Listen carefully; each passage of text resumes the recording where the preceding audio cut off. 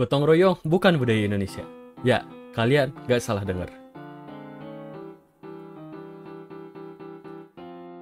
Saya Arjuna Chandra Pawitra, selamat datang di Klub Literatur. Kali ini kita akan bahas tentang budaya gotong royong yang sebenarnya itu bukan budaya Indonesia.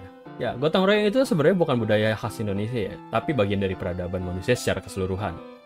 Seorang antropologis bernama Margaret Mead ketika ditanya oleh muridnya pernah berkata, "The first sign of civilization is an ancient culture was femur that have been broken and then healed." Artinya apa tuh Bang Messi? Singkatnya, indikasi sembuhnya tulang paha yang patah menandakan ada seseorang yang merawat, karena di dunia hewan, patah tulang paha adalah kematian. Di fase awal peradaban, manusia itu hidupnya nomaden. Berkumpul dalam kelompok kecil yang terdiri dari beberapa keluarga. Masing-masing punya tugas dan biasanya laki-laki berburu dan wanita yang menjaga rumah. Mereka saling membantu satu sama lain dan secara sukarela untuk kepentingan kelompok. Poin pentingnya adalah saling membantu dan sukarela. Yang mana ini merupakan sebuah kata kunci utama dalam menggambarkan budaya gotong royong, terutama yang ada di Indonesia.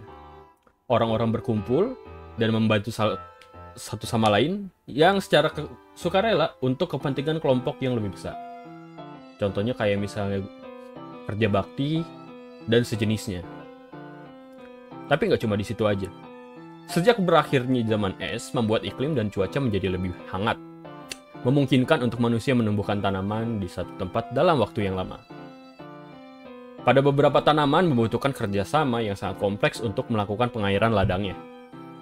Kita ambil contoh, tanaman seperti padi itu membutuhkan sistem pengairan yang teratur dan membuat masyarakatnya harus saling bekerja sama dengan sukarela.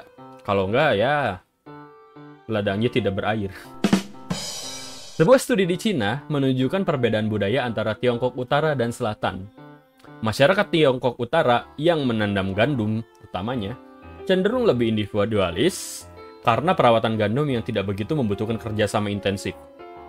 Hal ini juga kalau bisa kita lihat di Amerika juga sama. Banyak ladang-ladang gandum yang dirawat oleh hanya satu keluarga peternak atau petani.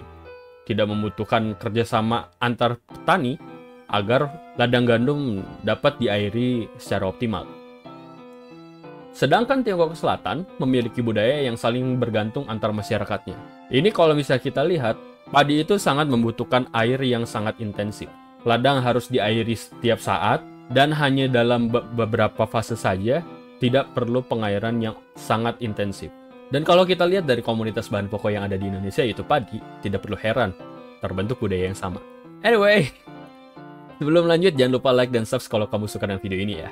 Kita akan tinjau jauh lebih dalam lagi pada zaman Mesopotamia.